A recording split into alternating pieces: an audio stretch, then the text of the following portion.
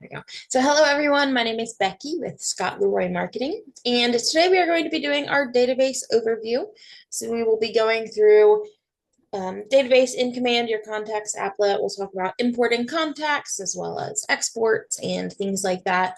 We'll just kind of go through that together. So before we get started though, a couple of things. First of all, if you are here with me live, if you have any questions, please go ahead and drop them in the chat as you have those questions, and I will do my best to get them answered in real time. Usually for the sake of timing, I will save those questions for the very end just to make sure we have time to get through all of our class material and then have time a couple minutes at the end for answering questions. If it's something I can grab really quickly in the moment, then I will absolutely do that. I just don't want you to think I'm ignoring you. If you have a more in-depth question, absolutely will not ignore you. I just may have to save the questions for the end, just so we can kind of keep up our pace with class here. So if you are watching this back on recording and you have any questions, please feel free to reach out to us via email. That email is support@scottleroymarketing.com. Again, it's support@scottleroymarketing.com. I just dropped that email address in the chat for everyone here with me live as well. You are more than welcome to reach out to us via email if you have any questions or run into any snags with any of this. We're always here to help out, and we'd be more than happy to answer questions or help troubleshoot some things for you. So today's class recording will be available on our YouTube channel in about 24 hours. We do always aim for end of business day, but sometimes it can take a little bit longer depending on uploading speeds and the like. So I did just drop that link in the chat for you. It is just Scott Leroy Marketing on YouTube. When you are on our YouTube channel, we do always recommend that you look for the most recent videos. Things are always changing, both with command, as well as the services that we offer here at Scott Leroy Marketing. So we just always recommend looking for the most recent videos. The easiest way to do that is using this videos tab right here. It's going to put the videos in reverse chronological order. In other words, it's going to have the most recent video up at the top, and they will get older the further down you scroll. So that is a great option if you are searching. We'll use today's class as an example. If you are searching for a class, just keep in mind to keep an eye on those dates. They do not always pull in order. In this case, our most recent video is up at the top, but sometimes you may see one from a couple years ago up at the top or a couple months ago. So you just may need to scroll through just to find our most recent videos through there. This is set by YouTube's algorithm. It's not something we can adjust on our end. So we just recommend you keep an eye on those dates so you can make sure you have up-to-date information. Alrighty, so without any further ado, we are going to go ahead and jump into our database overview here. We're actually going to start out with looking at importing contacts. I'm going to show you where you can access your contacts applet, and then we'll actually talk about importing contacts first, because most of the information is only something you'll need to know if you have contacts in your database. So importing contacts is always a great place to start out. So we're going to go over to our contacts applet. Our applets menu is on the left-hand side. The contacts applet is just the second one down. It's the square with the person inside of it. You can also click this red KW or red square with the white KW to expand that menu. And then from there, you can click on the applet name that you want. And then we can click it again to minimize that menu. So you can find your contacts here. Now, when you are in your contacts, again, we're actually going to circle back to kind of doing an overview of what you're seeing here once we import contacts, because again, it won't be of much use to you unless you have contacts in here in the first place. So we're going to talk through importing contacts first. So in order to add contacts to our database, we can import our contacts. So if you click this import contacts button in the top right corner, we'll take a second. Now, when you do that, it may sign you out automatically if you have not signed in recently. For example, if you've been signed in but you haven't signed in again recently, it may send a verification code to your recovery email on file. I'm gonna grab that. Give it a second here.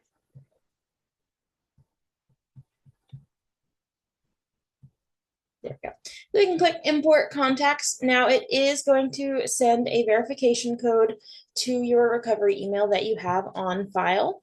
So it may take a second for that to come through. There we go. So you can just copy it and paste it into here, and we can just click verify code.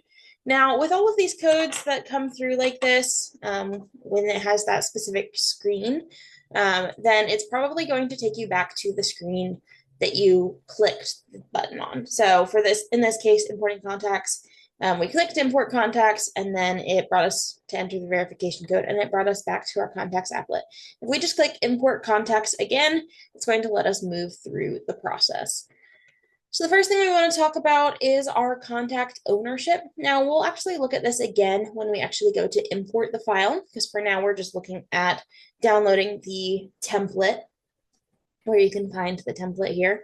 But contact ownership is specifically important if you are on a team, or if you have members on your, if you have members on a team, you have other transaction coordinators, admins in your account, or you have a guest user for them or something. You can set ownership and assignee here. If it's just personal account, it's just you, it shouldn't matter whether you select yourself as the contact owner or what's called the business account, which would be your, basically a personal team is how it functions. It doesn't matter either way. As the rainmaker of the personal business account, then you would have access to handle those contacts however you want, as you would in the same in your personal account. So it doesn't matter either way. You can select either. It only matters if you're on a team with other people. Do you want the team to own it or yourself? Then we have our primary assignee, where you can set yourself as the primary assignee. It's going to automatically do that in your team account or your personal business. But then we can toggle over to any guest users or additional team members we have in our account. We'll leave it there as it is. We'll come back to that. Then go ahead and click continue right here. Now up here in the top right corner, you're going to see this download template button. So if we click download template, it's going to download a CSV file for us. And I'm going to go ahead and I'm going to open that up with what we have here. Now I went ahead and I uploaded that same template into my Google Drive. I find it simpler to use Google Sheets to edit this file just based off of what I have available on my computer and what I use on my computer. I find Google Sheets to be easier for me personally. If you have Excel, you have any other spreadsheet platform, you can absolutely use that. You will have to make sure you're able to download files as a CSV file, but that's, most spreadsheet platforms can download it. So that's really the biggest thing. Otherwise, you should be good to use whatever works best for you. I'm going to do it in Google Sheets. So some of these may be specific to Google Sheets, but for the most part, it's all going to be the same across the board when it comes to some different settings and downloading it. But for the most part, it'll all be the same. The template will be the same anyway you do it. Alrighty, so when you are doing a template import, so there are two different ways to do an import in command. You can do it via a template using the command template right here. That is going to be the most accurate way to do it. It's a little bit more work up front, but it is going to be the most accurate and most likely for you to get all of the correct information in there. And it tends to save you some time and confusion when it comes to column mapping. You can also go in and do a custom import with a custom CSV file, and we'll talk about that in a minute as well. For now, we're going to talk about using the template. So with the template, the most important thing is that you leave these top two rows. So you have rows 1 and 2. You want to leave those exactly as is with their headers there. That is going to be important for the template to make sure that everything imports properly. So keep an eye on that, make sure it's done properly, or you're leaving those two exactly as they are without making any changes there. Now we can go down to the third and we can start working here. So the first thing we have is our first name. A first name is the only required field for an import. So you only have to have something in the first name field. You can leave the rest blank. So if you know the name, just put it in there and you can import it there. You can update it later on. We'll talk about that in a little bit as well. We'll go ahead and we'll start filling this out. Now, if you only know the last name for a contact, a great option is to add a space holder, whether that's neighbor in as the first name field or something else. You can leave it in there. We'll go ahead and we'll do neighbor. And we'll go neighbor. Alrighty. So from there, you can fill that out as you have it. We'll just kind of work our way through prefix, suffix, full legal name. When we get over to key dates, you can enter birthday or home anniversary in any number format. It does not matter. So we can do slashes, so we can do, or we can do dashes. It again doesn't matter. That way. So you can enter it in however you want. Now, obviously, that wouldn't work because they would be 2 years old when they bought their house, but you know, whatever the contact is, it doesn't really actually matter. I'm just going to make it more reasonable. So we'll just go through. Next, we have the cell phone number field. And in here, again, you can also enter it in whatever number format you have. So we can enter it exactly as it is. So we can just enter just a string of numbers. We could go in, we could add dashes. I'll show you that with the next contact we add in as well. But you can go in and just kind of fill this out. Next, we have next to the phone number, you're going to always have a is primary field. And it's basically asking you to make sure that you mark the number as primary. So we'll go ahead and mark it with a capital Y. Only one phone number can be marked as the primary phone number. You do want to make sure that one of them is marked. So whatever phone number you have, you want to make sure it's marked as the primary number. If it is the primary number, you contact them at. So we'll go ahead and keep moving along through here. You can enter a home phone number, work phone number, or other phone. We'll just mark the one as primary. Next, you can enter the personal email address here. So we could go ahead and we can say, oops, I believe we probably already have a contact with this in our, actually, I was going to do our support email, but we'll enter a fake email here.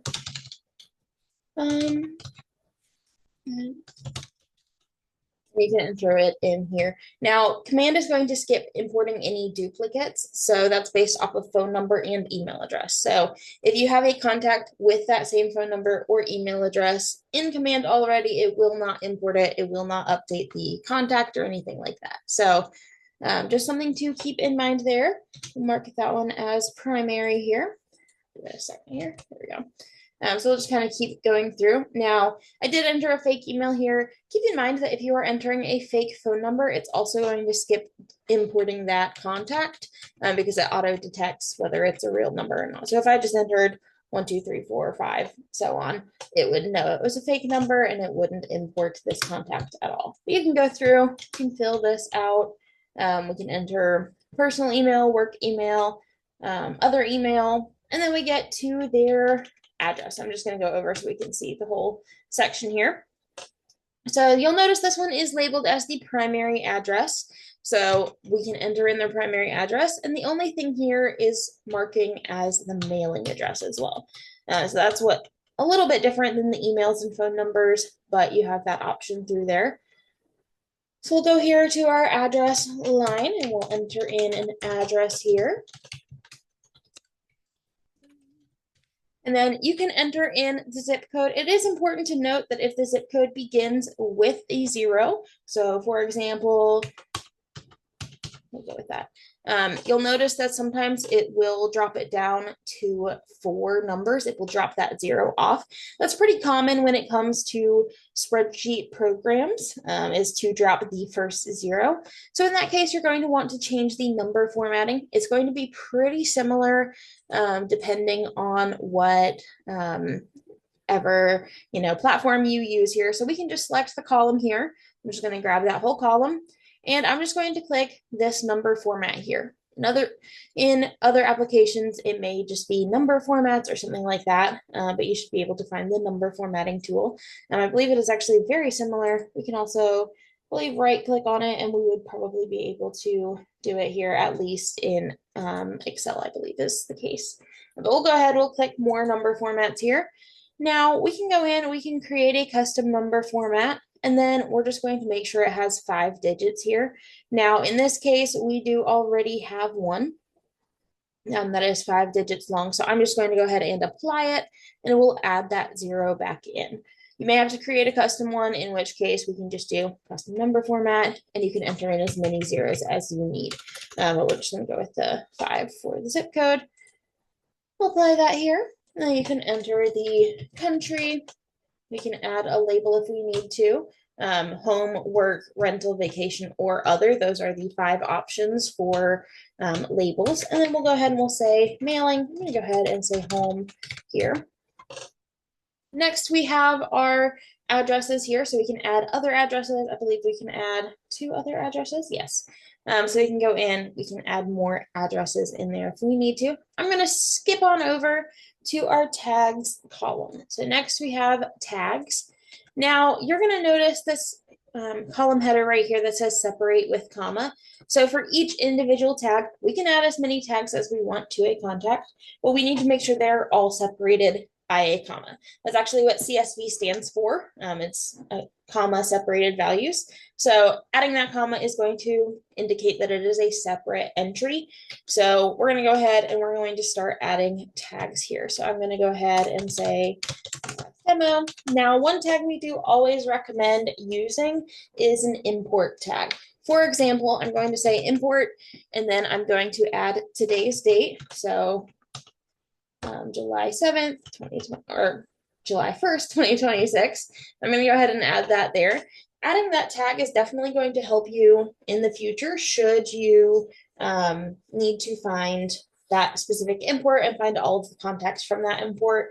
For example, if something were to go wrong in that import, or you're noticing that something didn't import correctly, adding that import tag is going to make your life a lot simpler to go find all of those contacts, and then you can either archive them, update them individually, archive them and re-import them. You have those options in there. So I definitely recommend adding an import tag. You can add as many tags to a contact as you want. So adding that tag is not going to make it so that you can, have fewer options for adding tags. You can add as many tags as you want, but that is definitely one that we would recommend or some variation thereof. But we can go ahead and we could keep adding tags if we wanted to. I'm going to leave it as is. Next, we have a source, which again, we can separate by a comma when we enter it in. Same thing like our tags here. And same with notes. So we can add our notes to our contact here as well to import them in. And any individual notes will just separate with a comma to make sure they're entered in properly as separate notes instead of all one note.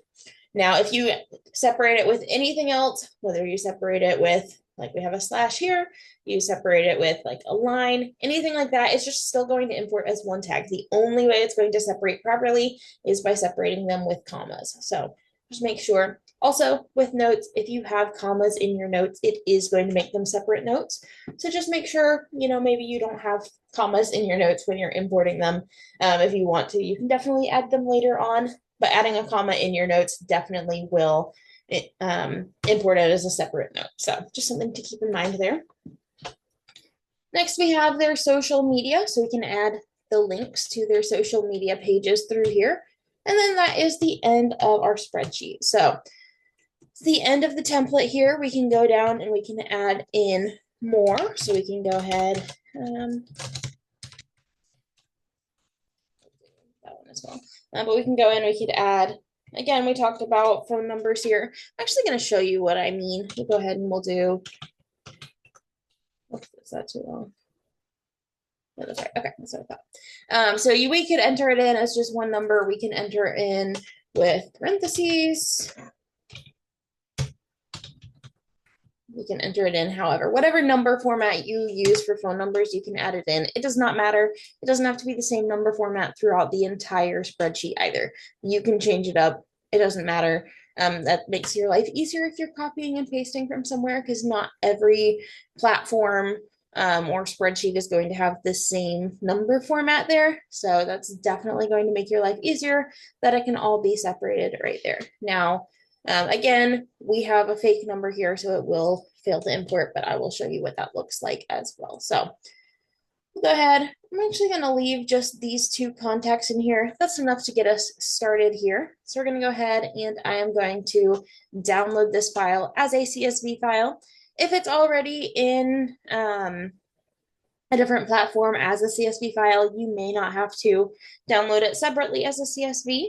I'm going to go ahead from Google Sheets. I'm going to click File, and then from here, I'm going to click Download, and then I'm going to go down to comma separated values or .csv. When I do that, it is going to download that file, and then I can upload it to command. We're going to go look at a custom import as well, so we can look at both of those imports at the same time and compare them side by side. So I'm going to go ahead and go over to our custom template. Now in here, we can just import a template, or we can import our own CSV file. Again, that's really the biggest thing, is making sure it has a CSV, it is a CSV file, and also making sure your first row, and only your first row when it comes to a custom import, is your column headers. So we'll go ahead, we can enter whatever we want here. So we're going to say first name, we can say last name, and we can just add whatever columns we want to add in here. So I'm going to add tags as well, and we'll go with phone number and email. So it doesn't matter what order you put them in, anything like that, just throw it in there. Just make sure your first row is your column headers, and then we can go down here and we can go, we'll go with that in. I'm going to add our class demo as well as our import tags here. Phone number, you can go ahead and we'll add, oh, that's what I already have in there. Let's go with that. And then we can add in our emails here as well. So you can go in and you can adjust that. I may already have a contact with that email, so I'm just going to go with another.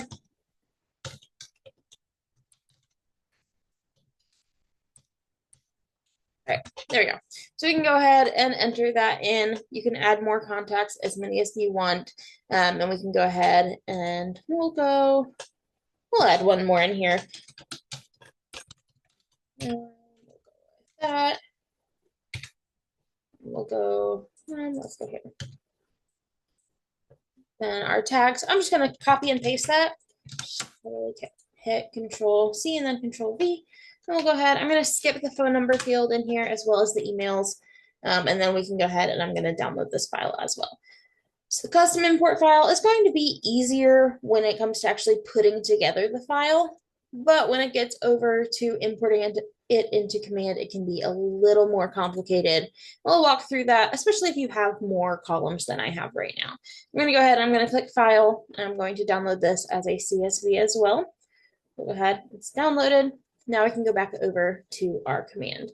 Now, it usually times out on me, so I think if I try importing it, it may. I'm just going to grab it from my downloads. You can drag and drop it from your computer. You can click Browse right here and upload it directly from your computer. I'm just going to click that. Oops, that's the wrong button. Sorry about that. Go here, and I'm going to drag and drop it. That's what I wanted to do.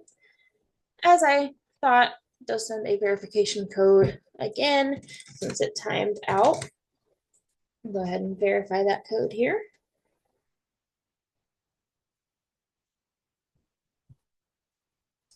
All right, now we're just going to click import contacts again.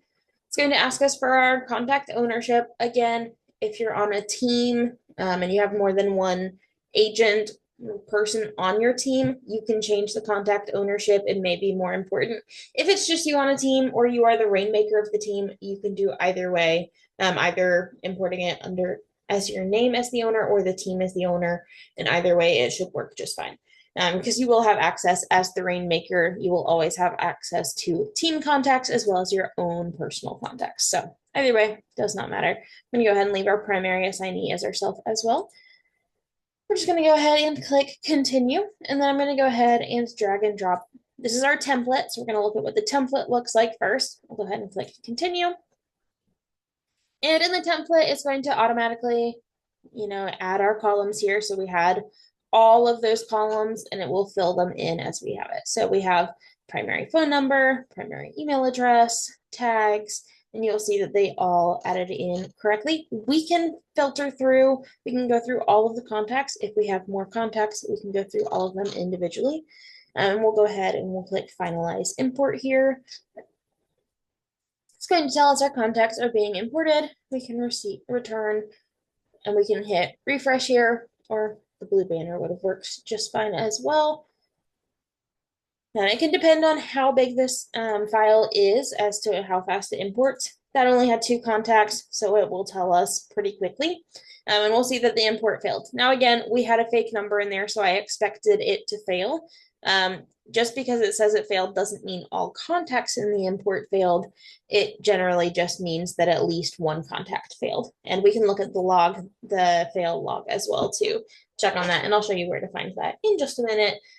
We're going to go ahead, while we're still here, we're going to import our custom file as well. So I'm going to select the same things. I'm going to click continue, and then I'm going to drag and drop it to upload here, and we'll go ahead and click continue. Now, this is what I'm talking about when it comes to importing a custom file, especially if you have a lot of different columns. It can get a little harder here. So will have to go in and manually do your column mapping. So it will give you the header, and it will tell you what the first contact was in there. And you can go ahead and you can select it through here. We'll go ahead and just, you can also type to pull it up. We'll go with that. And phone number, primary phone number, email address. Go ahead and enter those in. And we'll go ahead and click continue here. And then it will put it in, in those columns that we added in. Now, again, I have 2 contacts. We had like 5 column headers, 5 different fields. So it's not as big of it's not as difficult as it would be if you had a bigger file. And also with bigger files, you do have, especially custom files, you have more risk of something not being in the right column or things like that, or them not mapping correctly. Which is why we definitely recommend sticking with the template. I'm going to go ahead and at the moment, while we're talking about the template, this is something that we at Scott Leroy Marketing can help out with. Absolutely. You can send us your contact file as a CSV or Excel, and we can reformat it to match the command template, and then we can help import it for you. So if you want help with that, you don't want to sit there and do it, that's something we're more than happy to do for you. Just wanted to go ahead and plug it for you. But I wanted to show you how you can do it as well. So we're going to go ahead and we're going to click finalize import, and it will tell us again, contacts are being imported. We can hit refresh right here. I'll give it a second. And we can see the contact import was successful in this case. Now, while we're looking at it, we're going to go ahead and look at our contact fail log. So since we got the notification, we can just click download log right here, and it's going to download it here.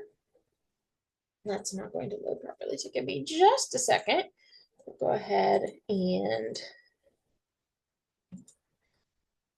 while that's loading, we're going to go back out here. I'll pull it up in just a second. Give me 2 seconds. Sorry about that. Just going to grab the Google Sheets link. Okay. There we go. All right, so we are in here. You can see your fail log. So we can go, I don't know why I do that, but I just did it anyway, but that's okay. So we can go back up here and we'll see, it will show you any contacts that failed to import. So we'll see in here, we only had this one contact fail. And I already know that it's because of the fake number, but we can scroll all the way over to the very far right, and you will see the validation error right here. If there's tag errors or source errors, or they're duplicate by primary email or primary phone numbers, it will tell you those. Validation error, the phone number is not valid, which we knew again, but it will give you the errors in columns BE through BL. So you'll be able to see any errors in there, and it will just explain to you why it failed to import. Again, fake number, I knew it was going to happen, but I wanted to show you what it looked like to import that way as well. So we're going to go in here. Now we're back. We've imported our contacts here. We also have the option to create contacts manually. So we can go ahead and click create contact. We can enter the full name here. So we can say, we'll go with our neighbor, But we can go in, we can add relationships to the contacts, and we can search for contacts by their first name or last name. It doesn't matter. So we can go ahead and do that. Well, you can change the relationship here. We'll go to sibling here. Now, when you are entering those in, you'll notice up here you only have the room for one relationship to be added. There's more fields down on the bottom to add multiple more relationships if needed. So I'll show you what that looks like in a second. Next, we have our primary email field. You can fill that out. Primary phone number, lead source. So your lead source you can select from list or select from contacts. That basically just means where did you get the lead from. So we can select lead source here and we can go down and we can see all of the different lead sources, a lot of them created by KW. Maybe we heard about them from another agent. Maybe we got it from a call in or command web pages or contact form on our app or site. There's options through here that you can go in and select the lead source. Or if you heard about them from another contact, we can select here as well. We'll go in, we'll grab that one. And then we can go down. Next, we have the assignee and lead routing options. Now, again, you have those people that are on your team. So if you have a guest user, you can add them as an assignee. You have that option down here. Collaborators who can view this contact. Again, you'll have any guest users or people on your team you can set as collaborators. And next we have the option to mark them as a lead. So marking them as a lead is just going to, you'll see this blue L right here. That means that they have been marked as a lead. Generally, I would say that the difference between a lead and a contact is a lead is someone you haven't really built that relationship with. A contact, you've built a relationship with that person, whether you know them outside of real estate or they've been, past clients or anything like that. But a lead is generally something you got, maybe you just, got their contact information from someone else, or maybe they came in as a lead on your website. But generally, a lead would be someone that you haven't really built that relationship with. Now, everyone classifies leads versus contacts a little bit differently. It can be, or not everyone, but it can be different for different people. So if you classify leads and contacts differently, definitely stick with that. Whatever works for you and your business is what I'd recommend sticking with there. So that's just how I would generally classify leads. I know I've gotten questions on that, so I just wanted to go ahead and clarify that one for you. Next, we have tags. Again, we can add as many tags as we want. If we click here, it'll give us the drop-down menu. We can also start typing. So we can say, we can add our class demo tag. We can add more tags as well. So let's go with, I'm going to go with today's date. So when we enter it in, we have the option to create a new tag if it hasn't already been created. So I'm going to go ahead and click create as new.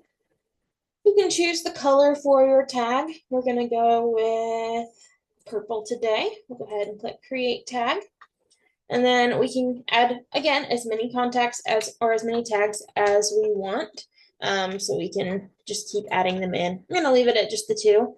Next, we have the additional contact information section. So we have preferred method of contact, email, phone, text, or do not contact. Additional email addresses or phone numbers, primary address. We can add their mailing information in here. About section, legal name, description, birthday, home anniversary. So we can go ahead and we can choose, we'll go with a second. So you can add it in there and we can go in, we'll go with July 1st. We can add the year here. That is the wrong direction. We'll go back to last year. We'll say it was last year. So we can go in and then we can add the relationship. So again, we can add more relationships through here. So we have one up at the very top, but we could add more if we needed to. And you can keep adding relationships through here. Company information, and then we get down to custom fields. Custom fields are fantastic. I absolutely love custom fields. Custom fields allows you to add really whatever you want. So, favorite superhero. These are just some examples we've entered in before. A very common one is favorite pie. A lot of agents like to do a pie giveaway, especially in, November-ish in the fall. So they like to do favorite pie. So you can enter that in as you have that information. We can do their favorite movie or their coffee order. Basically, custom fields are just going to allow you to go in and just add additional information that doesn't have a field in there. So it can be great, again, like a pie giveaway, or if you're doing something like maybe you like to do custom closing gifts and you kind of want to collect information about your contact just to kind of make it personal and make it, feel like a personal touch there. So we can go ahead, you can add that in. We can click add custom field.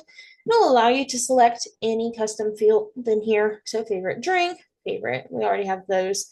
Favorite candy, favorite hobbies, favorite or restaurant, kids' names. We can add in one for pets' names. We can go ahead and click create as new, and you can choose the field type, text, drop down, date, or number. So we can go ahead and add that in. We'll go with just text and we'll create the custom field here. And then you can go ahead and you can add the pet's names in here. We can go ahead with Fido, very classic. And we'll go ahead and we'll just click create right here. Now, once you create the contact, it's going to bring you directly to the contact that you just created. We'll see, again, we have that blue L on there. That is marked as a lead. We can toggle it off as a lead once they've, become more of a contact. We can switch them over to a contact, or we can go back and mark them as a lead again. We can edit the contact. It's going to have the same editor that we were just creating it with. I'm going to close that out. We can click these three dots right here. We can add them to a smart plan, change the account it's worked in, so we can change it between a team account and personal account, update the ownership of the contact. You can only update the ownership if you own the contact. So if you are the rainmaker and you have a team contact, then you can change the ownership. If you are on a team and you, as the agent, own the contact, you can update the ownership so that the team owns the contact, things like that. But only the owner of the contact can update ownership. So nobody else can go in and update ownership of contacts if you are the owner of the contact. So even if you're on a team, they can't update the ownership without you doing it on your end. So just something to keep in mind there. Then you can also archive a contact through here. And we'll talk a little bit more about archiving contacts in a few minutes. But we'll see all of the contact information we added in here. Now, one thing we do want to look at here as well is neighborhoods. Neighborhoods are great for neighborhood nurtures. There's a KW Smart Plan. That is a neighborhood nurture. And it does go based off of the neighborhoods on the contact profile. Now, if they have an address, a primary mailing address on their contact, it will automatically assign a primary neighborhood based off of that mailing address. So it will go ahead and automatically set a primary address there. But we can go ahead, we can add other neighborhoods. So we can say, oops, I could spell today. There we go. So you can start selecting neighborhoods. Now down below, it will also give suggested neighborhoods, which are usually the neighborhoods surrounding it. So we can go ahead and just grab a couple of these, just so we have a couple neighborhoods on this contact. We'll go there as well. And then from there, you can toggle between the neighborhoods so that you can view the neighborhoods. They will see the neighborhood information on Neighborhood Nurture Smart Plans. Again, we'll see those pop up through there. Now we can go ahead, we can preview the neighborhood as well, so we can see what information they're going to see about the neighborhood. So if we just click on that, you'll see the market summary for that neighborhood, market snapshot, properties, nearby schools. So you'll just see all of the details for that neighborhood. Now, if you do want to save or share the neighborhood link with someone, what I would definitely recommend doing is customizing it to your own personal website. So you'll see that when we click preview, it just brings us directly to kw.com, and it's not branded to us. Super easy workaround for that. Just click in your search bar up at the top, click right before kw.com and enter your subdomain. So for example, we'll go with Scott Leroy Marketing, because ours is scottleroymarketing.kw.com. That's our demo agent website, and we'll see it updates with our market center information, our name, our business, and as well as our font and color scheme. So it goes ahead and it goes ahead and updates all of that for you. So you can go ahead and then we can copy this link and share it, and it would be branded to you directly when you use that. So you have that option to share it directly. If you're sharing the link directly, again, just update it with your subdomain so it can be branded to you directly. That's just a great workaround for you to use. We'll go back over here to our contact here. Now we can go down, you can see again all the information. Now we added this relationship here. So any relationship that you add to a contact is going to hyperlink those contacts together. So we can click on this. It's going to bring us to that contact. That's, our relationship. We can go down, we can see that we have, it's added to that other contact as well. So you can toggle between the contacts there. Now on the right-hand side, we have the timeline.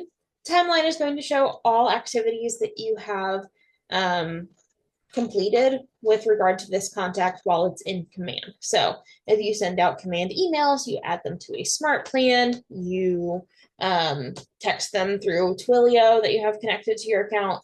Anything that you do through command with this contact, you add them to you create an opportunity. Anything like that is going to show on this activity timeline. You can filter by all time or whatever time frame you want, all activity, and filter it by the types of activities. And if you're on a team and multiple people are working on that contact, we can click only mine, so it will show only actions that you have taken. Oops. Once you have up to 5 notes on here, notes, logged activities, calls, emails, interactions with your KW site or app, anything like that, any timeline activities, you're going to see an AI summary produced here, and it'll kind of give you more information up there. Next, we have the opportunities tab where you can see all opportunities linked to this contact, as well as you can create an opportunity directly through here. Smart plans, you can see any smart plans added to the contact, as well as adding contacts directly to a smart plan from here. We have tasks, any tasks that are created for the contact, any notes, and we can also create saved searches. So we can go to saved searches, click create a saved search. We can enter in their city, add that in, and you can just fill this out with their criteria. Enter that in, any amenities that they need in here or that they're looking for, and then we can go through property type, anything that you want to add in here you can. We'll go ahead and select next. Saved search title, so we'll go with I'm just going to go with, you can obviously change that, and then you can add primary email for that contact if you don't already have a primary email. If they have a primary email, it will autofill this, but you can still change it if you need to. And then you can choose to send email notifications.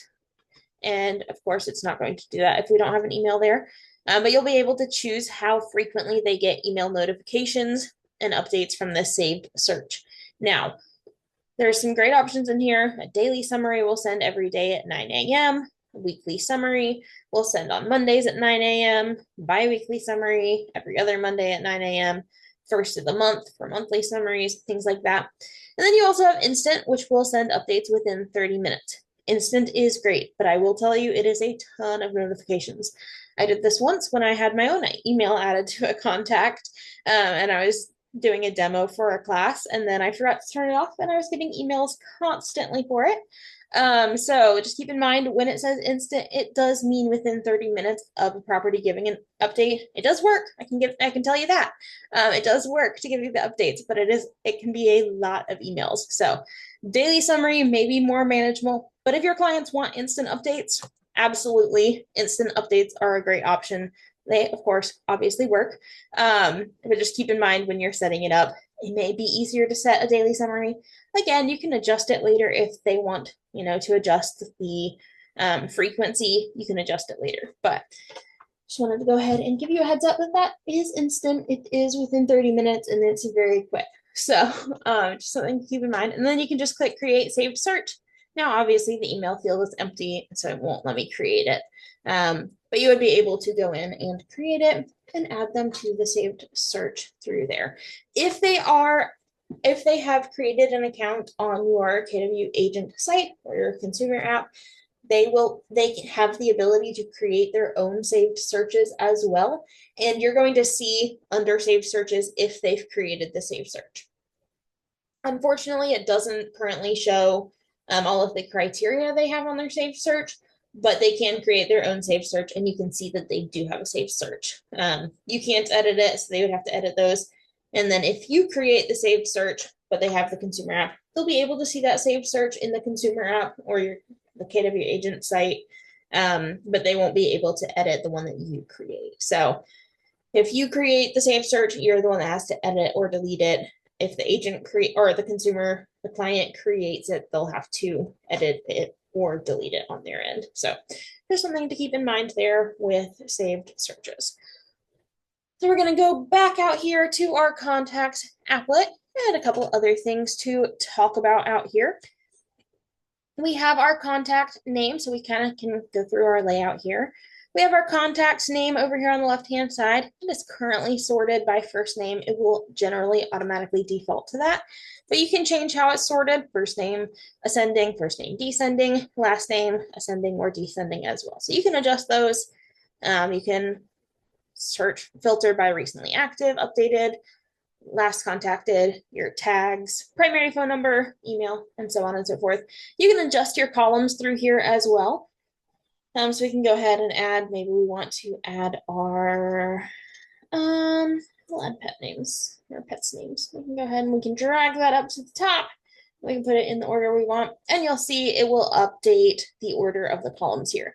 Now, something to keep in mind, if you're adding filters, we'll talk about filters in a second. If you're adding filters, you're changing columns around, and you want to be able to view it that way again, that is where smart views come into play. Smart views are fantastic. They're also great for, it's also how you'll create your email lists for email campaigns now. So we can go ahead, we can create smart views here. So you can click on the smart view and you can go ahead and you can click create smart view right here, enter your smart view name, and it will create the smart view with what you currently have here. So filters, we'll go ahead and we'll look at filters as well while we're talking about it.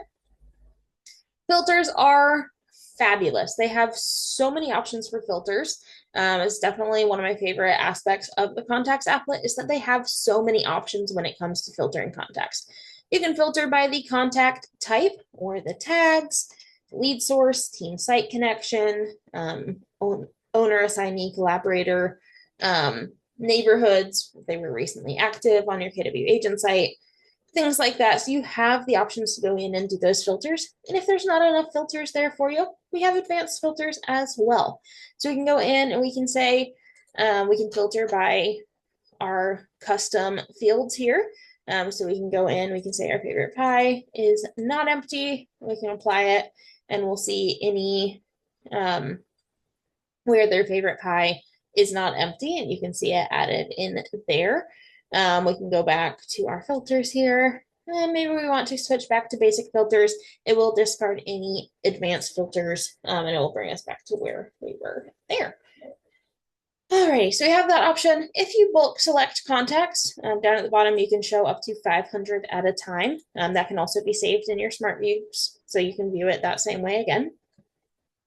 But we can select multiple contacts at a time. We can select up to the whole page.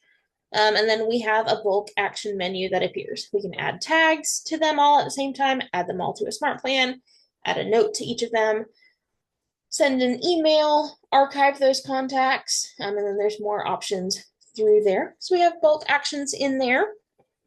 We can also export our contacts. So if you click these three dots, we can export our contacts as a CSV or a PDF. So CSV mailing labels, export all contacts will be a CSV as well. When you do export contacts, it is going to send an email with a link to your KW Communications email. So to check on what your KW Communications email is, you're going to click your name in the top right corner. You're going to click My Profile. And on the left-hand side, you're going to click My KW, and you'll see your KW Communications email right here. So just make sure it's one you have access to.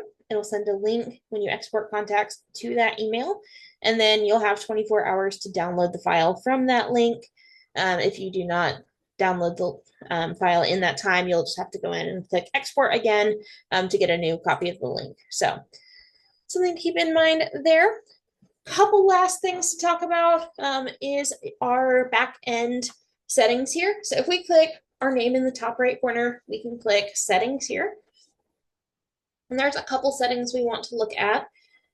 We can go over to our command settings and go to contacts. And then we have our contact archive that we can view any contacts in our archive. We can do a database wipe, so we can archive all contacts and then delete them. Deleting contacts is always a two-step process within command. You have to archive them first, and then you can delete your archived contacts. It will definitely save you some problems. If you accidentally archive your contacts, you can easily restore them from the archive before you delete them. Now, if you are bulk archiving and bulk deleting contacts, I would strongly recommend exporting a copy of your contacts first before you, clear out your database, just so you can make sure you have that contact information, so that you don't accidentally archive the wrong contacts and delete them. Once you delete your archived contacts, there is no way to restore them. They will be permanently deleted. So make sure that you are going in and exporting a copy of it before you delete them permanently. So something to keep in mind. We have our contact tags where you can go in and create them or delete them or edit them through here. Lead management and lead sources. You can play around with those. Database cleanup, we can scan for duplicates and merge them, or delete or ignore them. Custom fields as well. You can create custom fields. We can delete them, edit them, whatever we want through there, set them as default. And then also under My Logs, we have import logs and export logs. So import logs, it will give you those error files. So if you cleared your notification, but you wanted to go look at the error file again, you can go into My Logs and go to import. If you scroll over, you'll see the error file here. So you'll see the number of contacts imported, the number of contacts that failed, and the total number of contacts in that file. You can download the original file and download the error file as well if you need to. And with exports, you'll be able to see when they were exported, the number of contacts exported, and things like that. So that is all we have for our database overview class today. So if you have any questions, I do have a couple of minutes that I can answer them. We do have a class immediately after this, so I will try to wrap it up quickly. But if you did just join in and you're actually here for the prepping for Lone Wolf class, that does start in a couple minutes. I'm going to actually have to close out this recording or close out this class, and then we'll reopen it when that class starts. So if it kicks you out in a couple minutes, just rejoin the same link and we'll let you in there.